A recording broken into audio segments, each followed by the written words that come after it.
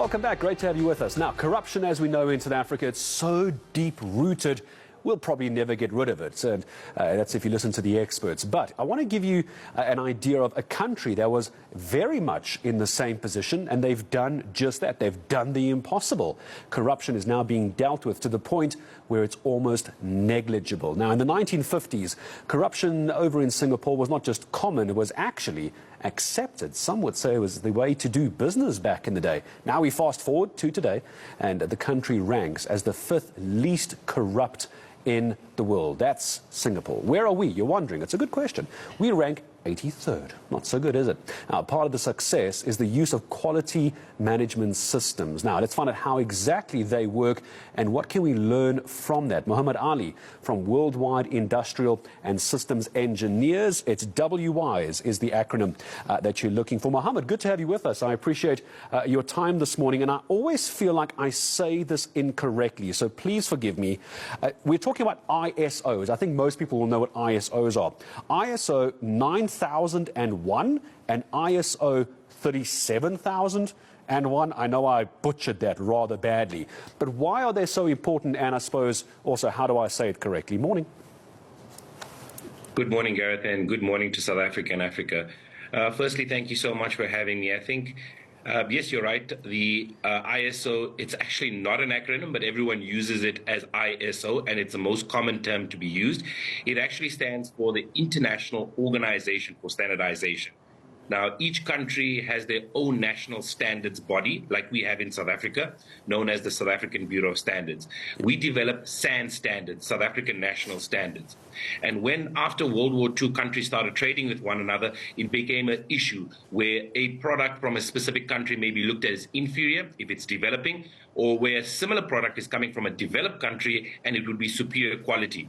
And that's where the economies of scale were not tying up. So in the late 1940s, the United Nations got together and were able to create an organization called the International Accreditation Forum, which then substantially formulated a mandate to create a sister organization called the International Organization for Standardization. And that's where an expert from each national standards body for each specific standard was asked to come through. It started off with 30 member countries.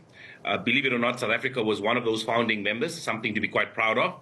Today, it sits at 174 odd countries, where each expert comes in for each standard from each country, and they discuss and debate their national standards.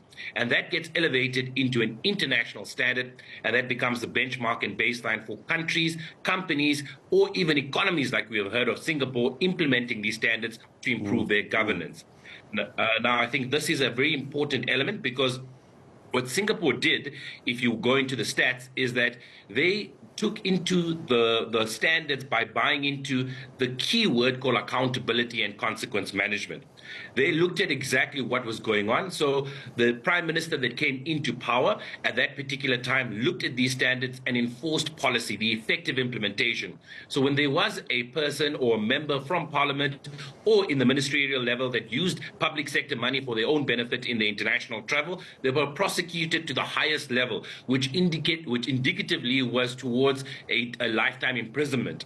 Once that was established and that was the baseline and foundation created, that triggered the change and adoption of effective policies. It filters down, doesn't it? It filters down, Mohammed, because what I'm seeing here is, and you're quite right, so if any politician, just to recap, any politician was using public sector money for personal gain for an overseas trip, which is the example you used, they were prosecuted even if they weren't in the country in absentia, and when they got back to Singapore they were sentenced to life imprisonment. So what I get a sense of is this is, if you put these all in place, from the longest serving Prime Minister Lee Kuan Yew, it starts from the top and trickles down. Is that the way to do this? Not bottom up, we're going pyramid and we're going down and wider. Is that the idea behind this?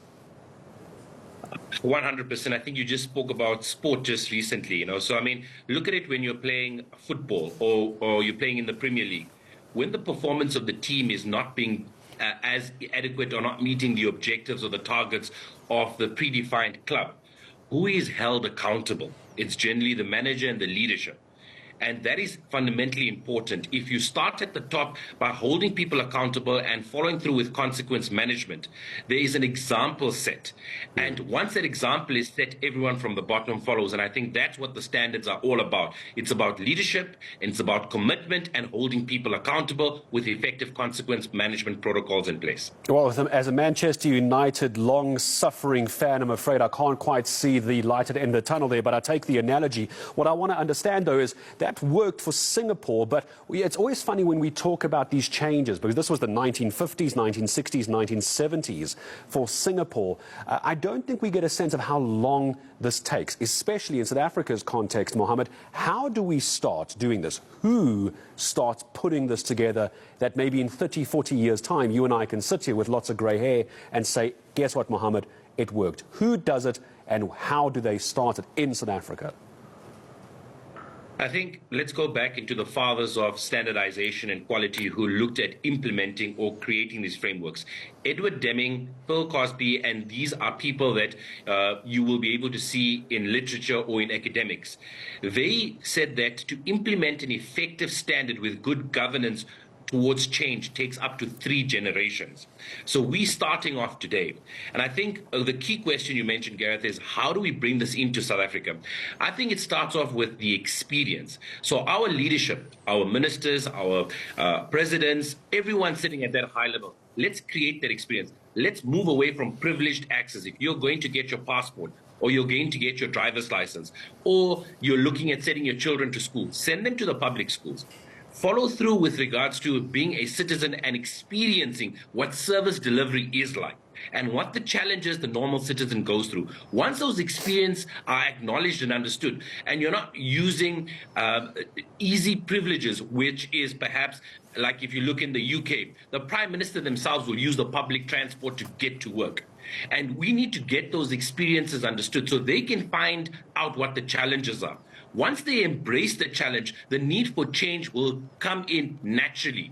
And that is when we need to look at the baseline of what standards are promulgating. We need to buy into it, and the standard gives us a direction in terms of what to create into our systems, whether we need a respective policy, a process. And you'll see now recently, in the last week, the statistics came out with regards to AG saying that not a lot of our municipalities have actually performed well. It's 37 odd municipalities. And the fear is that insecurity of our own processes, that people come into power, they don't trust the process, they don't make decisions. So we don't trust our own policies, we don't trust our own processes. There's a lot of insecurity being promulgated. I think it's all about experiences. Change can only be implemented when experiences from the leadership are understood, and they then buy into it and start from becoming, or rather looking at the best practice standards and case studies and implementing them effectively. Not just getting consultants to advise them, looking at implementers that are willing to get their hands dirty to be able to make sure that change is effectively implemented. Yeah, it's the living experience, isn't it? It's been a long-going argument in this country that politicians are detached from the rest of us mere mortals when it comes to public transport, schooling, electricity, water issues, because as you say, they get advised by other people who tell them how bad it is. Maybe they need to experience how bad it actually is. Mohammed, I hope we talk again. Wonderful to talk to you. Worldwide Industrial and Systems Engineers Managing Director, the MD, and of ISO Specialization for the organization, joining us this morning. As we're heading up very quickly to 10 minutes